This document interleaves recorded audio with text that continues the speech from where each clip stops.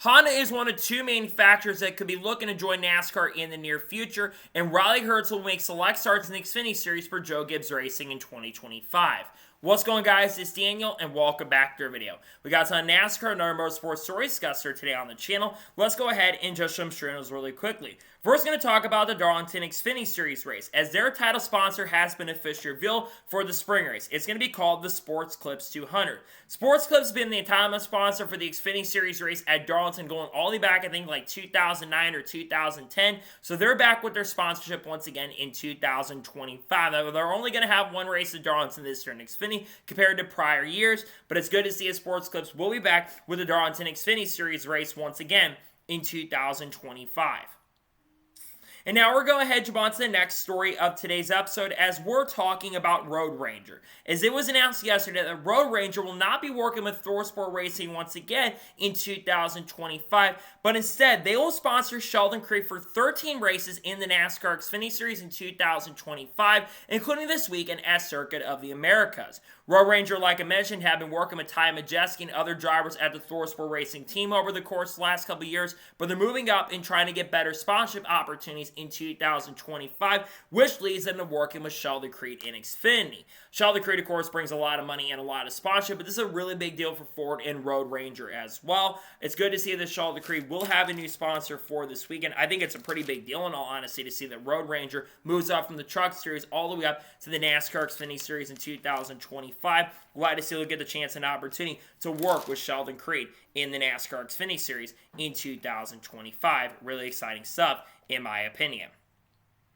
And now we're going to head on to the next story of today's episode, as we're talking about the tires for this weekend at Circuit of the Americas. As it was reported by Bob Pockers yesterday, the Cup teams will have a new road course tire for this weekend at Circuit of the Americas. The hope with this new tire is that there will be more fall off this weekend at Circuit of the Americas to create more potential passing opportunities. We saw NASCAR bring a tire at Watkins Glen that did provide a lot more fall off, and it made the race actually a little more exciting and a lot more fun to watch. It was a really fun race for the standards, considering the last couple years of Watkins Glen in the next gen era have not been really good. I think overall it was the best race we've seen at Watkins Glen for the next gen cars, and I think bringing a tire that can provide a lot more of that fall off to me is really awesome and really, really huge. So I think this is a big deal nonetheless, because I think the racing at COTA has been solid with the next gen cars, but it hasn't been overall that great. So I think bringing a tire that might, which I think will really help drivers like a Kyle Larson perhaps, and also help Shane Van Gisbergen, who's already the favorite going this weekend, even though Connor Zilch is going to be one guy that's going to be fun to watch also.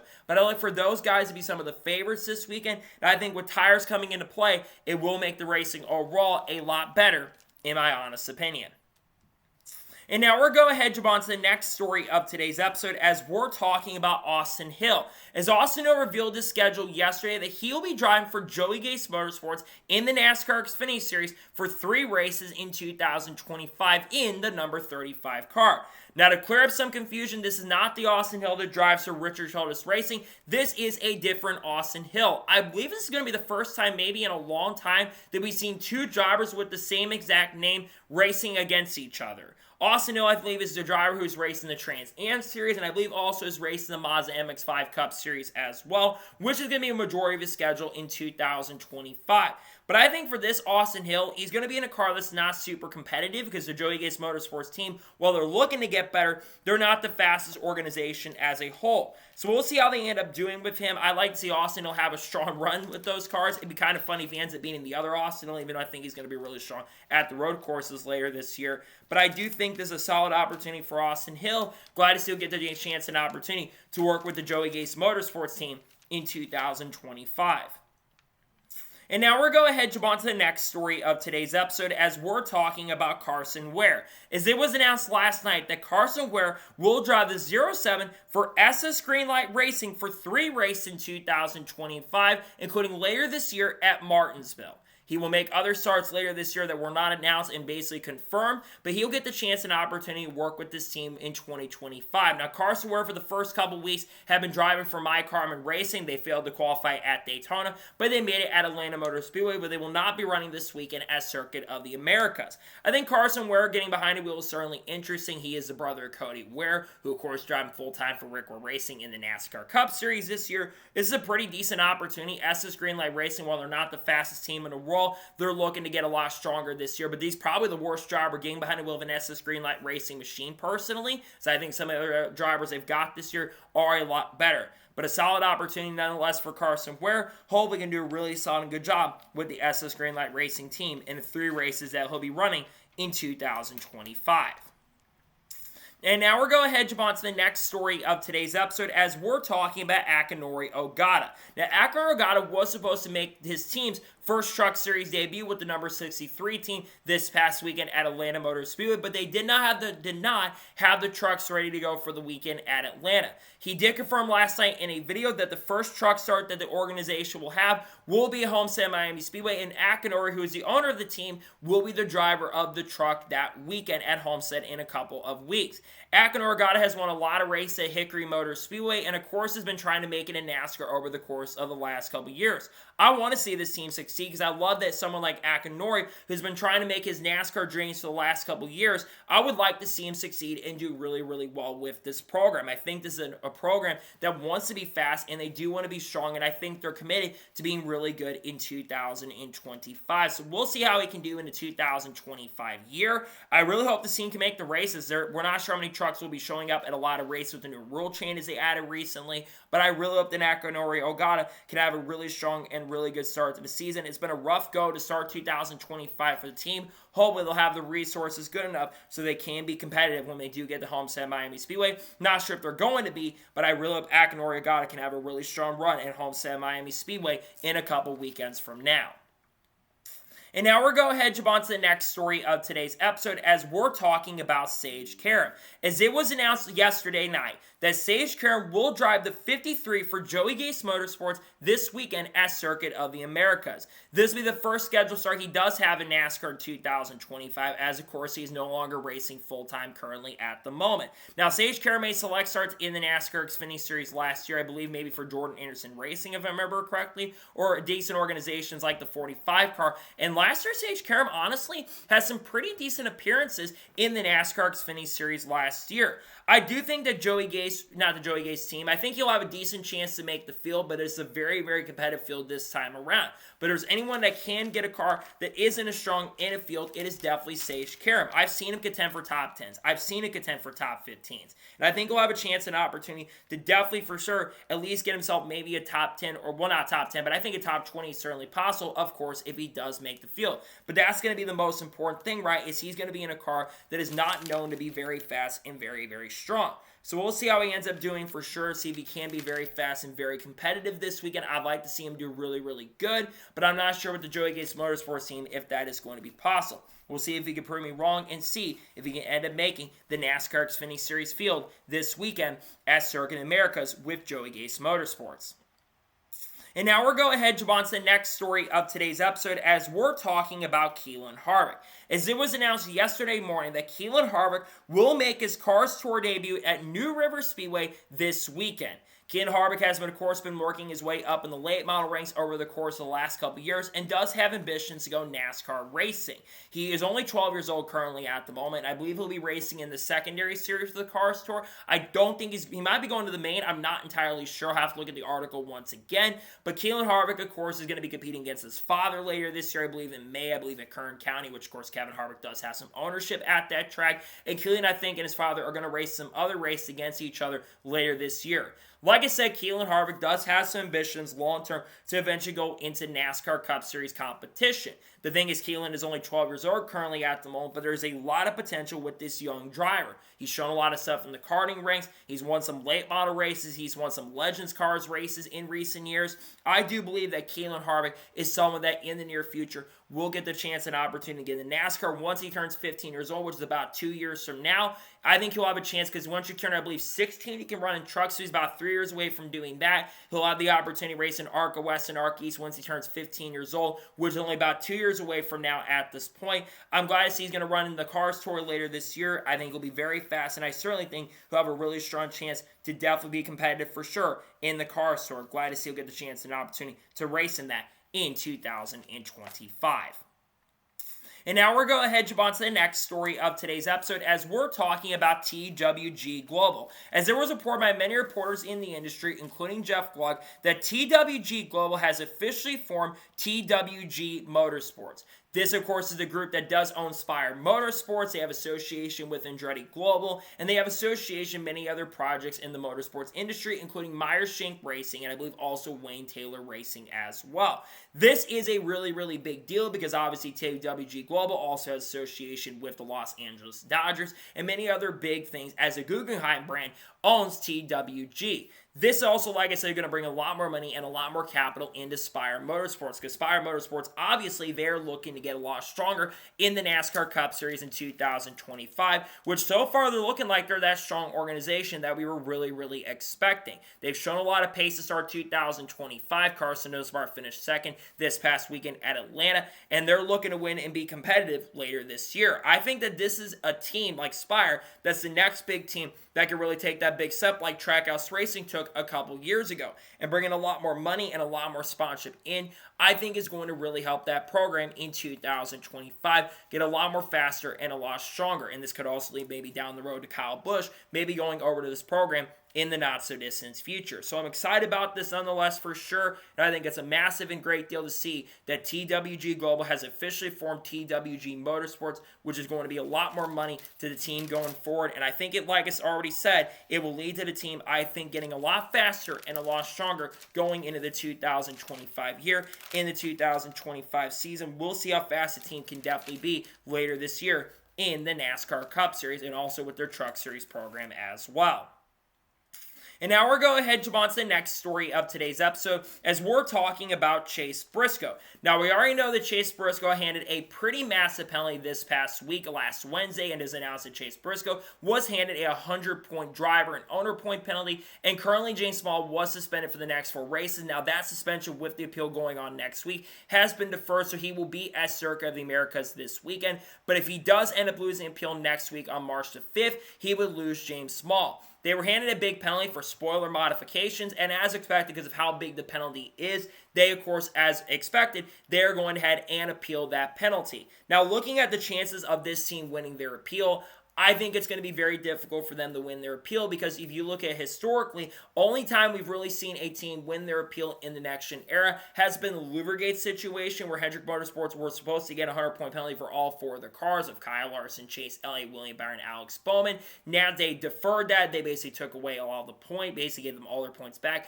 but doubled the fine. NASCAR was not very happy about that, and they changed the rule book up not much after that because of that. I think especially with NASCAR, they don't want you messing with these next-gen parts. They're very, very strict on that. And if you mess with the next-gen parts, there is a very good chance and possibility you're going to be handed a pretty massive and major, major penalty. So I think at this particular moment in point, I think it's going to be super difficult for them to have a chance and opportunity to win their appeal. I think that it's going to be just hard for them to get it done, unfortunately. I think when you look at the situation here, I think it's going to be very, very tough and very difficult for them to win the appeal. I think it'd be crazy if they were to win the appeal at this point. I don't expect them to. McDowell's team, when they appealed, they didn't win a couple years ago. Kevin Harvick's team, I don't think they tried to appeal because they knew they were probably going to lose. Brad Keselowski's team at RFK 3 years ago, they tried to appeal. They lost. It's been very rare a team has been able to win their appeal. So at this particular moment in point, I don't see there being a chance and possibly of them winning their appeal. I could be wrong and they do somehow win their appeal, but I do not at this moment expect them to go ahead and win their appeal, in my honest opinion. And now we're going ahead and jump on to the next story of today's episode as we're talking about Joe Gibbs. Now, of course, Christopher Bell picked up his first NASCAR Cup win of 2025 at Atlanta Motor Speedway, and with him winning, of course, Joe Gibbs, who is the owner of the team, was, of course, at the media center and was asked about the question of letting his drivers finally be allowed to race dirt after banning them over the course of the last couple years? And Joe Gibbs was able to answer this question. Basically said it was a very difficult decision to let them go ahead and do it, but he also understands that seat time is very, very important, but he's still kind of torn on letting them go ahead and run dirt. Joe Gibbs is not the biggest fan of dirt, and he basically banned him a couple years ago from them being allowed to do it. But recently, since Ty Gibbs, of course, who is his grandson, wanted to start doing some dirt racing, which of course he did compete in the Chili Bowl Nationals and competed in some sprint car races at the end of last year, he basically went ahead and opened up the possibility of letting his drivers go ahead and do some dirt racing. Now, I think that Joe Gibbs made the right decision here. I get that he's probably a little bit reluctant on drivers going out and doing extracurricular activities, including dirt racing, but I think the most important thing that needs to come out of this is the fact that it's going to let his drivers go ahead and have some seat time. You already look at Christopher Bell. Christopher Bell seems a lot more relaxed and seems to be a lot happier since he's been allowed to have dirt racing in his soul. And look at Bell. He was very happy about running the Chili Bowl, running the Tulsa Shootout, and like I already mentioned, he already picked up his first win. Seat time is very, very important. Look at Kyle Larson, for example. Kyle Larson probably gets more seat time in a race car than anybody else of how much dirt racing he does, and Larson has been the winningest driver in the next-gen era at this point. And of course, he's going to make some Xfinity Series starts later this year. I think opening up that opportunity for them to race, as much as Joe Gibbs is probably a little bit reluctant to doing it, I think letting his drivers go out and do some dirt racing has really made their organization a lot faster and a lot stronger too.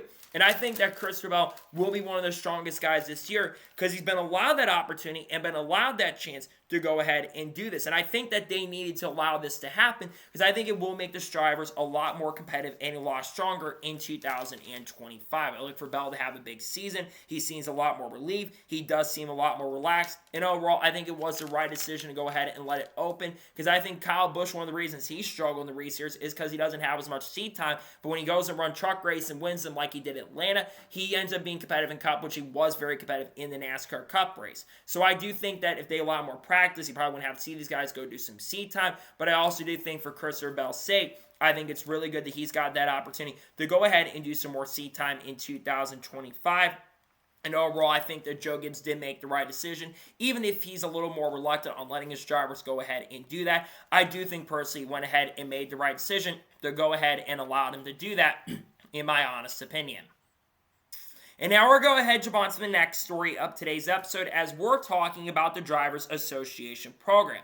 As it was reported by Adam Stern last night, the NASCAR will pay out drivers twice a year for the new Drivers Association program, with the top performer for each segment to get around $1 million in each segment, where the driver does the worst only getting $7,500. The reason that NASCAR has basically gone ahead and do this Drivers Association program is because NASCAR, we know for a fact, has had a big issue promoting its drivers and promoting the sport as well. And NASCAR wants its drivers currently at the moment to go ahead and start doing a lot more promotion in the sport. We have seen drivers like Chase Elliott, Daniel Suarez, Ryan Blaney, I believe Christopher Bell in recent weeks. They went ahead and went out recently to Mexico and to promote the sport a little bit more. Chase Elliott and Bubba Wallace recently went out to Chicago to try to promote the sport a lot better and a lot more. We've seen Kyle Larson go on talk shows, I believe, and try to promote the sport. And I think that if Kyle Larson could find a way to associate with Logan Paul, which it sounds like there's going to be some prime commercials coming down the road, NASCAR wants to pay these drivers to promote the sport a lot more.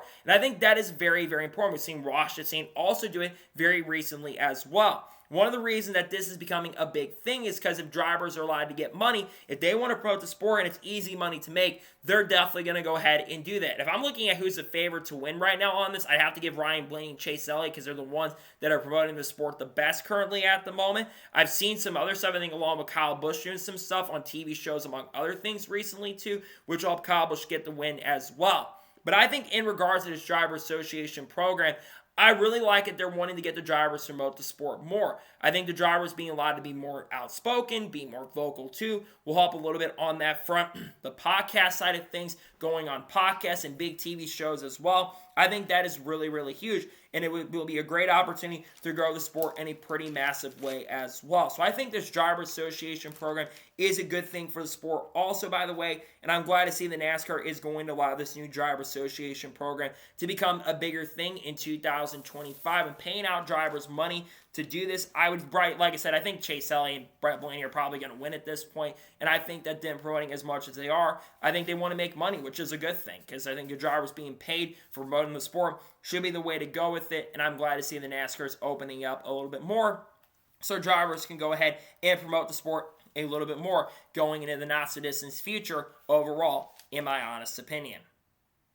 And now we're going ahead and jump on to the next story of today's episode as we're talking about the Atlanta Xfinity Series TV ratings on the CW. And honestly, they're really, really good.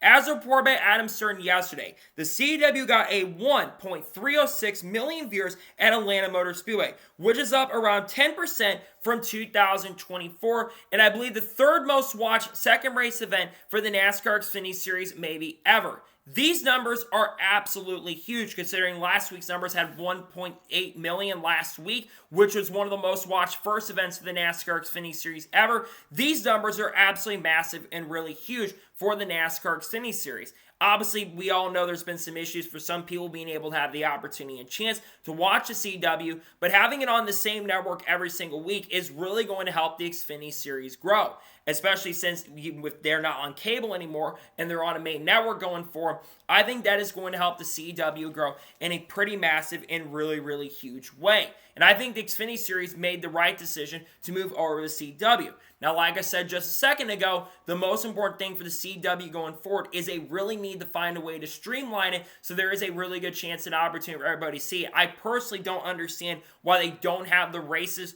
on the app, in all honesty. They do have the in-car cameras on the app, right? But I don't fully understand why they're not going ahead and putting it on the races on the app. I get that they do the race replays after the race conclude the next day, which is why I haven't seen Xfinity Series races, unfortunately, on the app at this point, on the YouTube channel, unfortunately. But I do think that they need to find a way to get it on the app very, very quickly, because I don't understand, especially since there's been some issues of people finding a way to watch it, because the broadcasts are amazing. The one thing, say what you want to say about CW and their issues of getting the races on the app, the broadcasts have been really awesome and really, really good. So I think if they could just find a way to get them on the app, that will really help the CW grow their brand in a pretty major way. But they're off to such a really good year. COTA, we'll have to wait and see how the numbers are, because road course numbers generally are not really good in regards to TV ratings. But I do think, at least at the moment, for the CW, they're in a really good position currently at the moment right now. And I do love the fact that the Xfinity Series TV ratings are growing. And I hope that can continue going forward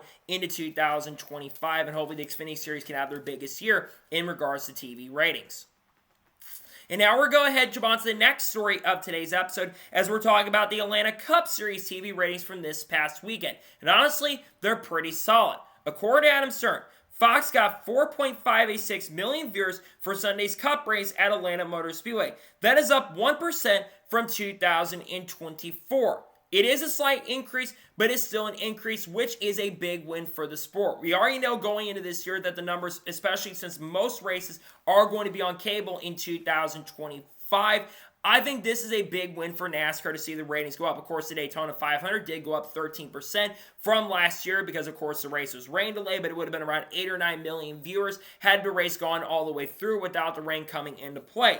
But having an increase from last year up 1% is still a big win for NASCAR. Now, we don't really know the key demographic, and Adam Stern has not put the key demographics out currently at the moment right now, but I do think that it's still a pretty solid number, all things considered. Have over 4.5 million viewers, and according to NASCAR, man, this is the most watched second race for the NASCAR Cup Series since when they ran the Daytona road course back in 2021, a couple years ago, which is about 4 years ago. I think NASCAR's been off to a solid start. We were going to talk about the officiating just a little bit, believe me on that, but I do think, at least when you look at the ratings right now, those are still some pretty solid numbers, and it just shows, and especially with my viewership as well, we've been seeing NASCAR increase a little bit, and I think with some of the big sponsors coming back, I think NASCAR in some areas is really headed back toward the right direction, which I think seeing the numbers going up is still a big win for the sport. I do get that we want to see kind of that like 5 to 6 million viewer range, which again, I hope we do get to see that at this point. I don't expect the number for COTA to be high, even though I do think some of the IndyCar viewership, because remember, IndyCar will be leading into the NASCAR Cup race at COTA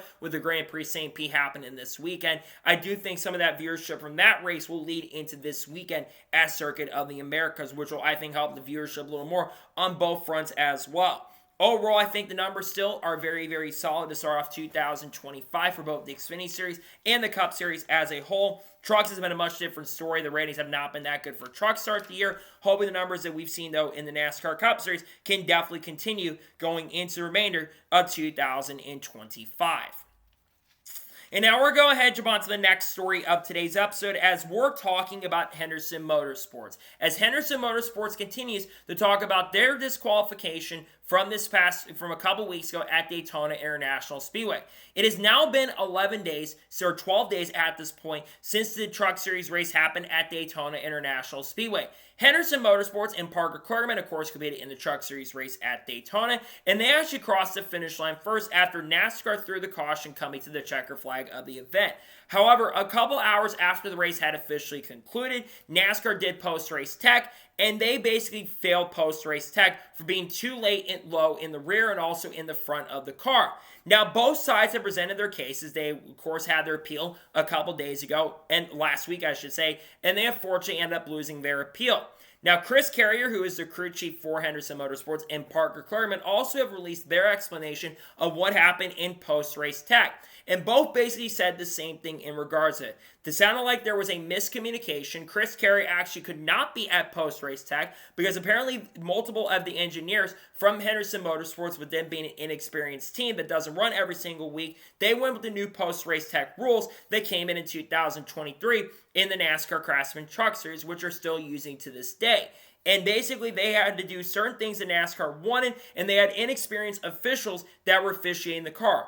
Chris Carrier, who of course was in the media center at the time, being interviewed after they had originally won the race, then inexperienced people who were running the show. They apparently had raised the front of the truck, but since NASCAR would not let them touch the rear of the truck or change anything after the race had concluded, that's how they lost post-race tech, and they felt like that there could have been a lot more transparency from NASCAR on that front, but NASCAR apparently did not listen to them, and they still basically lost the appeal anyways. This, to me, feels like a major miscommunication on both ends. Number one, I think that they should have probably waited to do the post-race tech until after Chris Carrier had basically come out of the media center. I don't understand why they didn't wait for him to be there to oversee it. I get multiple engineers have been suspended for the weekend at the time due to failing pre-race inspection, among other things, earlier in the weekend, which we kind of talked about that a little bit. But I do think for Henderson, it's really unfortunate. A lot of people are going to look at this situation, and they're ultimately going to say, yeah, Henderson Motorsports were the winners of the race, and they got robbed of the win. This is a really unfortunate situation because usually when it comes to disqualifications, we're still not talking about this about 2 weeks after most of the time. The only other time we talked about this like 2 weeks after, of course, was last year of Alex Bowman getting disqualified at the Charlotte Roval, which of course led Joey Logano to winning the championship. And then of course you have other situations that did come up as well. To me, it's a really unfortunate situation, right? Because you don't want to see a small team get in a bad situation and maybe get screwed. And it seems like in this situation, that's what might have been what happened, unfortunately. And I don't think that NASCAR did intentionally, and I don't think it was malicious on anybody's part. I don't personally think Henderson Motorsports cheated if they're telling the truth on what their side it is in NASCAR that they ever want to say, which I think that Mike Ford goes into that later today in the Hauler Talk. We'll have to talk about that later. But if there's no malicious intent, personally, I would have just given them the win. But if the rules are the rules, the rules are the rules, and they have to basically deal with it at this point. It's really an unfortunate situation, I know, and I don't think NASCAR wants to ever be put in a situation where they're looking like the bad guy in these situations. But unfortunately, if they fail post-race tech, and NASCAR can explain how they failed post-race tech later today, that would be much appreciated because I feel like there's just a lot of miscommunication and a lot of confusion on this end, and the sooner we can clear up this miscommunication, I think the better it is going to be for everybody involved in the sport.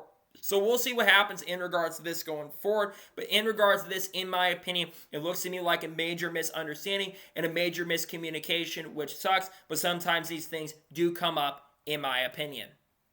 Now we're going ahead and jump on to the next story of today's episode as we're talking about cautions once again. So obviously one of the big controversies been talked about all weekend long is the end call at the race at Atlanta Motor Speedway. So on the white flag of the race, they had an overtime restart started after Kyle Larson had put Austin Cindric into the outside wall and Cindric had come down to William Byron and they both crashed the inside wall. This sets up an overtime restart and they're setting up for a fantastic and really, really good finish between Christopher Bell, Kyle Larson, and Carson Ware, of course, is going for his first career NASCAR Cup Series win. However, going down the back straightaway, there was a massive crash that ends up taking place. Josh Berry hits the outside wall very hard at 30 Gs here, revealed on Sirius XM NASCAR Radio, and a lot of their cars get collected, including Shane Van Gisbergen, Tyler Reddick, I believe Chase Selling got collected, and a couple other guys in the back of the field end up getting collected in the crash. Now, at the time, I originally said that NASCAR made the wrong call for the caution coming out. However, I'm going to take back what I said originally on this and say that I think actually NASCAR made the right call, considering what was revealed by Denny Hamlin and was revealed by Josh Berry and Kevin Harvick as well on their podcast very, very recently. To me, I think NASCAR did actually make the right call to go ahead and throw the caution. And NASCAR did say, to be fair, earlier in the weekend that they said what had happened in the Xfinity Series race had happened during the Cup race. They were planning to throw the caution, and they actually ended up bringing it through. But here's the issue and where the controversy lies with me. The problem is the inconsistencies. You don't throw the caution the prior day in the Xfinity Series race at Atlanta. You let them race back to the checker flag, and nothing's going to change. Compared to the Cup race, where everything might have changed, and Kershaw might not have won the race, and Kyle Larson or Carson Ware would have gone to victory lane. And NASCAR's been really bad when it comes to inconsistency. It already started at the dual race at Daytona, where he basically had him throw the caution 100 feet before the finish line, and Eric Jones gets robbed of a win or a chance to win, and Austin Cindric ends up winning the race. And then, of course, you have what happened during the truck race, where they throw the caution when they're coming back to the line, but they're consistent on that front. Then they throw the caution for the Xfinity race, which they honestly needed to do. Then they don't throw the caution during the Daytona 500, and they don't throw the caution for the Xfinity Series race at Atlanta. All I want, and I think a lot of people really want at this point, is we're not saying that the caution call was absolutely incorrect that they made on Sunday, but the problem that I really have is the fact that NASCAR has not been consistent when it comes to the calls. And to me, the most important thing that NASCAR really needs to start doing and needs to start figuring out, they need to find a way to start being a lot more consistent with the calls they're making, because the inconsistency is really, really frustrating, and it makes the sport look a lot more amateur. I understand why NASCAR threw the caution for safety reasons. I get that we all want a really awesome, great finish at the end of the day. The problem is you got to look out for the safety reasons, especially when the hits are as hard as they were, and you don't want the guys driving through a debris field. But when you see the wrecks that happen during some of these races, it's like, yeah, they probably should have thrown a caution there, and they probably did make the right call. But the problem I think most people have, like I've already said, is the inconsistencies. And NASCAR needs to find a way going forward to start being a lot more consistent with the calls. And the issue is they're not being consistent, which is leading to a lot of these controversies. Now, going forward in these situations, and NASCAR did pledge that they're going forward, they're going to start throwing the cautions in these situations. If they start doing it the way they did it on Sunday night going forward, I won't have an issue with it. If we want to err on the safety side of things, fine. But it needs to be the same way going forward. If they can start being consistent and stop being consistently inconsistent, I think most fans are going to be really happy personally. I don't think you have as much of controversy with what happened at Daytona if you don't happen during the duels. I don't think people will be outraged because I think it all started from Daytona. We've just seen one weekend without some sort of stupid controversy coming out. I get we all want to race back to the line, but we got to look at the safety aspect. To me, I personally do think that NASCAR needs to look at the safety aspect, but they also need to start being more consistent going forward in these situations. I really hope NASCAR starts doing that going forward, in my honest opinion. And now we're going to jump on to the first of two major stories in today's episode as we're talking about Riley Herbst. As it was officially announced yesterday morning that Riley Herbst will drive the number 19 car for Joe Gibbs Racing in the NASCAR Xfinity Series for 4 races in 2025. His first scheduled start will be this weekend at Circuit Americas. His next scheduled start will be at Texas Motor Speedway. I believe I saw Sonoma will be on his schedule, and his final start will be at Watkins Glen.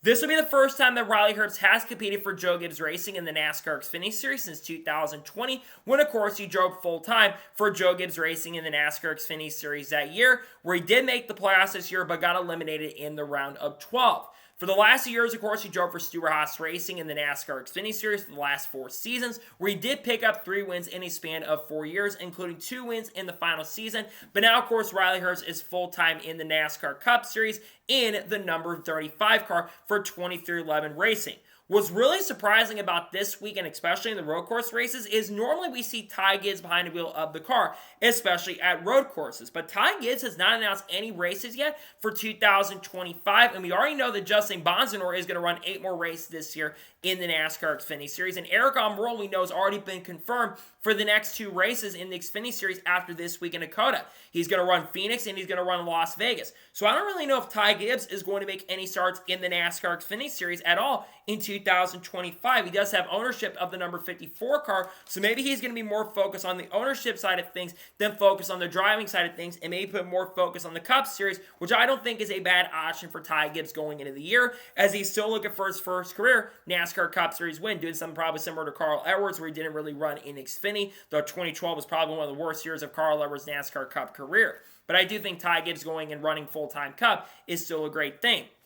Now, going back to Riley Herbst, this is certainly very, very interesting because Riley Herbst, like I said, has not been with Joe Gibbs Racing in half a decade, but he is going to be in a race-winning car. The 19 car has been really competitive to start off 2025. Justin Bonzanor did get involved in a crash at the end, but was up front a majority of the race, and Eric Almirola had a chance and opportunity to pick up the victory at Atlanta Motor Speedway. But one of the reasons I think you're seeing Riley Herbst get behind the wheel of this car is to get better at road courses. He's not a bad road course racer by any stretch of the imagination, but he's not a great road course racer either. And going down and running the Xfinity Series to try to get more experience and get better at these types of tracks, I think that is a really good thing for Riley. And I think he will be very competitive, definitely for sure, this weekend at Circuit of Americas. The number 19 car has been really strong, but I don't think he's a favorite to win this weekend. Because you got to remember, you got William Byron in the field this week. You've got Connor Zilch, who's probably the best road course racer in the Xfinity Series field. You've got Ross Chastain. You've got Carson Ware. You got Justin Allgaier. You got Austin Hill, Sheldon Creed, Sam Mayer.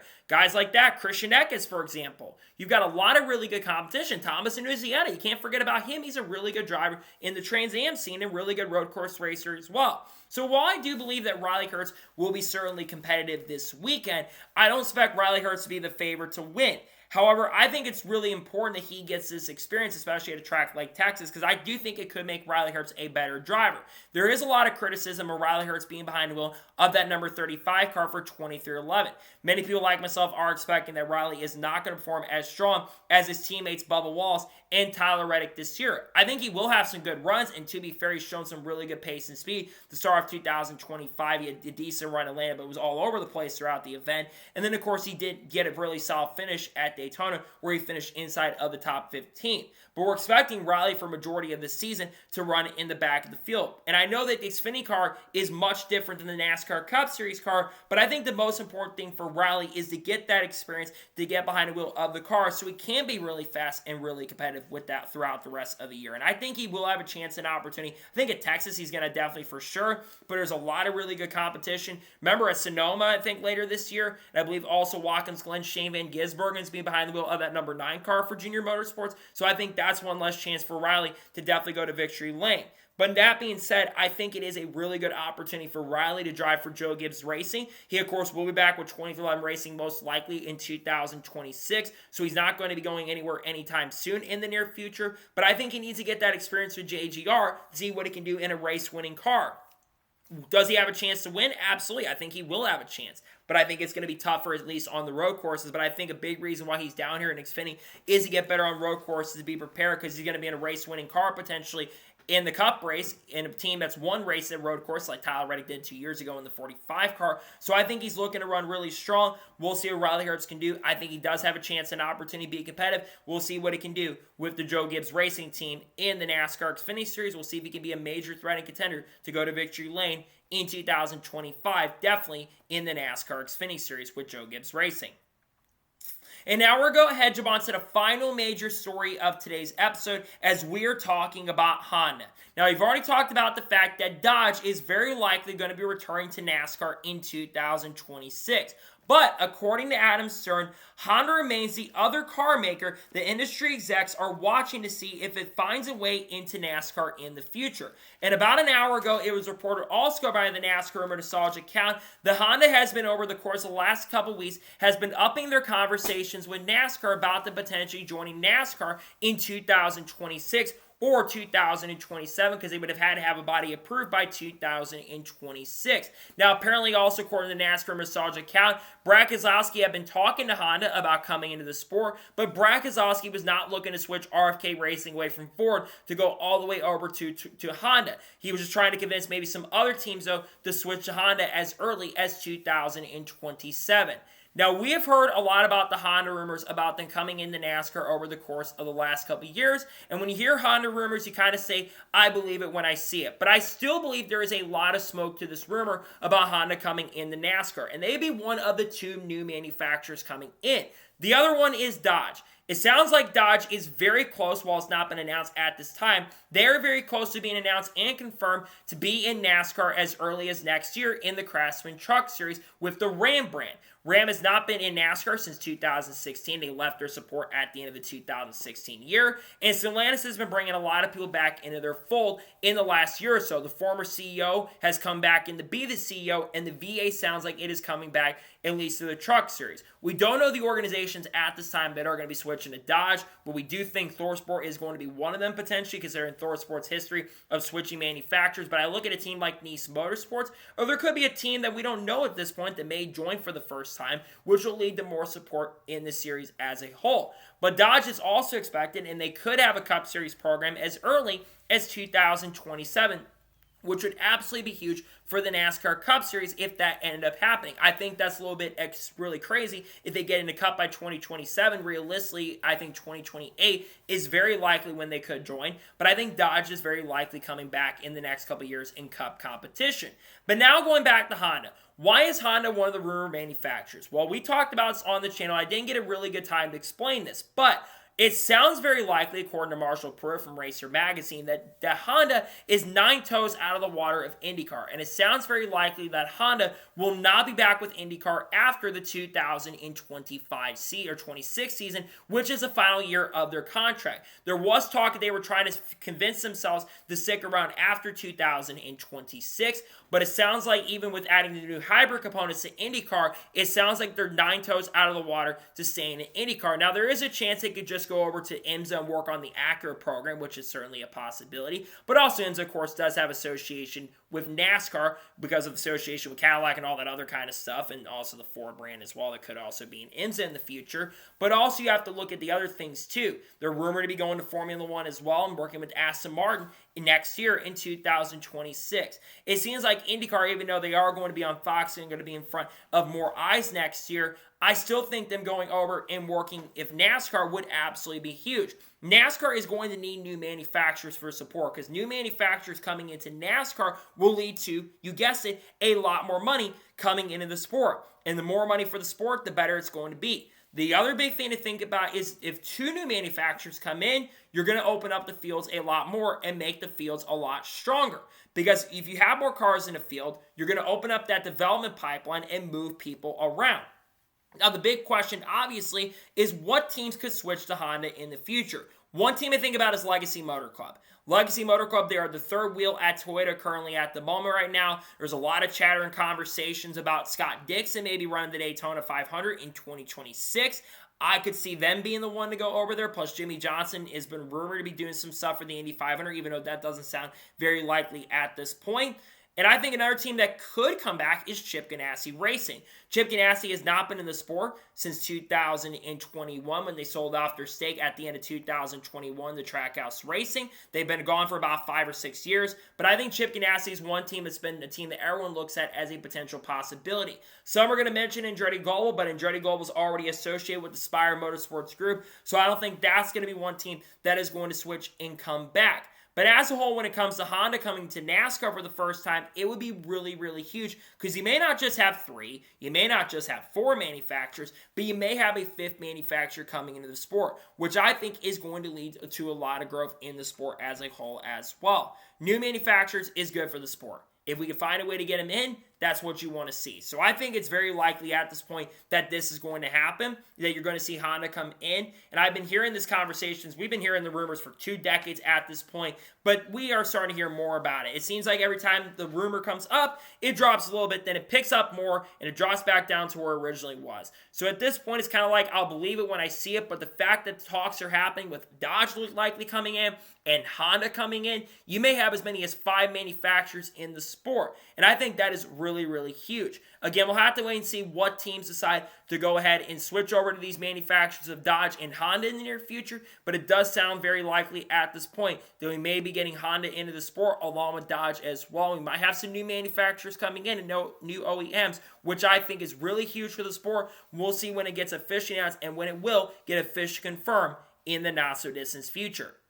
So, that is going to be today's long NASCAR news and motorsports news episode. I want to thank you guys for watching. Please subscribe to the channel, notifications on, so if I win a video, it does go live on my channel. Follow me on Twitter, Facebook, and Instagram, and support me on Patreon as well. List description below that, and comment below your thoughts on today's episode. If Honda comes in, what teams do you think will switch to Honda? Let me know your thoughts in the comments below. And what are your thoughts about all the other stories talked about today on the channel, including Riley Herbst joining Joe Gibbs Racing in Xfinity? Let me know your thoughts in the comments below.